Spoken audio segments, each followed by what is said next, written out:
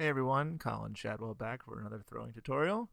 This time I had some leftover clay left on the wheel from when I was making all those spouts off the hump and didn't want to waste it, so I thought I'd just make something real fast. So when in doubt, make a bowl, I guess. So here I am making a bowl. Now bowls are, I think bowls might be the trickiest thing to make on the wheel. I don't know why. They always kind of give me fits, and it's just because um, the further you go out on the wheel, I think the harder it gets. The more you open things up, the more ways disaster can find you. So you really have to be slow and delicate with the wheel. Obviously, it has to spin really slow. If you're spinning really fast in a wheel and you're making something really wide like that, it's just going to flare out further and further and then just collapse. So you have to be really slow. And then because you're working on something that's so far out, like the top of this bowl, you can see I'm spreading out slowly but surely.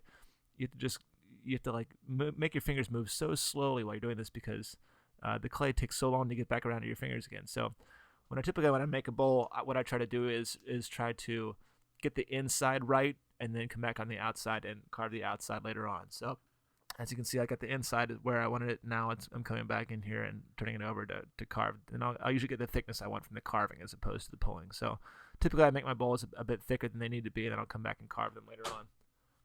So you can see here I'm slowly just kind of thinning out the main bowl part and then coming back and carving out the foot.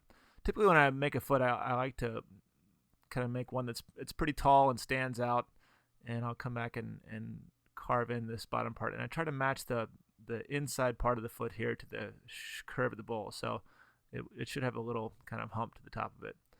You gotta be careful. I typically tend to come back in here and make these feet too thick, so I'm coming back in here and thinning it out just a little bit. Once I have it where I want it, again, taking that metal rib tool or a plastic rib tool and really just smoothing everything out. It gets rid of all the tool marks, any imperfections you have, makes a nice smooth surface. And instead of just leaving this as is, of course, I've got to do something to it. I can't just make a regular old bowl. So I've got my hole cutter out here, and I'm going to start cutting some holes in this. But instead of just filling up with holes, I've made bowls before that are just covered in holes and are decorative in use, or can be used as fruit washing bowls, I suppose.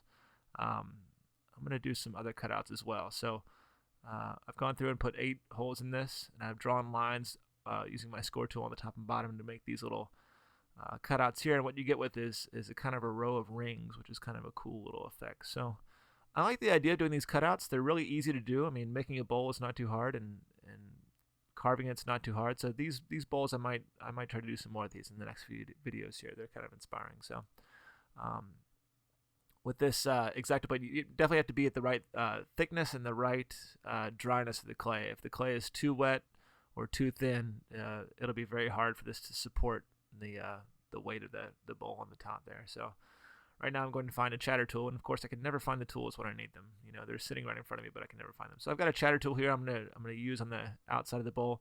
And when I found this chatter tool makes a little directional triangle, so I'm actually doing it in both directions, clockwise and counterclockwise, to kind of get a nice variety of marks. And of course I put little stop and start marks on the top and bottom, just kind of give the texture a little edge, signing my pieces as well.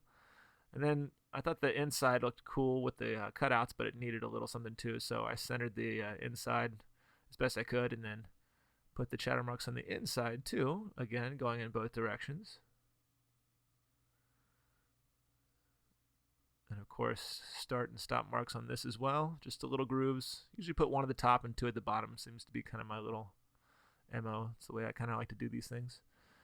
And then I thought the inside, the bottom here looked a little plain too, so I put some stop and start marks underneath underneath this as well. Just 2 on the bottom here, just a little grooves to kind of signify the end of the pattern. So you can see here the end result turned out pretty nice. I like the idea of these cutout pieces, taking large chunks and adding chatter marks in them as well. So I'll probably do a series of these next. I think I'll do a series of cutout bowls next. So stick around, see what I can make. Thanks for watching.